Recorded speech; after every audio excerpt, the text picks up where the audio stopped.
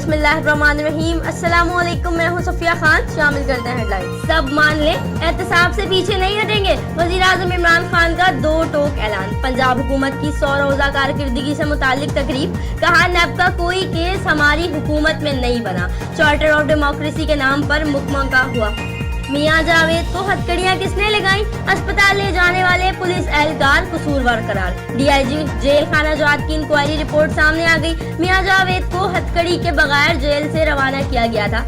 तर्जुमान नैब की सफाइयां। कहा कस्टडी के बाद हमारा कोई ताल्लुक नहीं। नई हुकूमत ने भारत की तरफ दोस्ती का हाथ बढ़ाया। पुरखुलूस पेशकश को हमारी कमजोरी ना समझा जाए। आर्मी चीफ का naval academy passing out parade से खिताब। बोले नए खतरात का मुकाबला दानिशमंदी और महारत से करना होगा। वज़ीर आज़म की भारत में नसीरुद्दीन शाह के खिलाफ मुहिम पर तनकीद। अक़लियतों को बराबरी का हुकूक देने का कश्मीरी माओ और बहनों का एहतजाज। भारतीय फौज की हट धर्मी बरकरार। एक और मासूम शहीद कर डाला। कश्मीरी माँ शहीद बेटे के जनाजे पर बैठकर नारे लगाती रही और रोती रही। कराची के रिहायशी और कमर्शियल इलाकों में सनती सरगर्मियां उरूज पर। शेफ एनजीओ और जनरल सेक्रेटरी सईद राजपूत के मुताबिक खतरनाक केमिकल खुली फिजा में फर्नीचर सादी, कारों पर रंग करने और दीगर मकासद के लिए इस्तेमाल किए जा रहे हैं। शेफ एनजीओ के मुकर्ररीन के खिताब। रिटायर्ड कर्नल बदर कयानी कहते हैं चैलेंजेस का सामना करने के लिए तमाम लोगों को मुत्तहिद होकर काम करना होगा।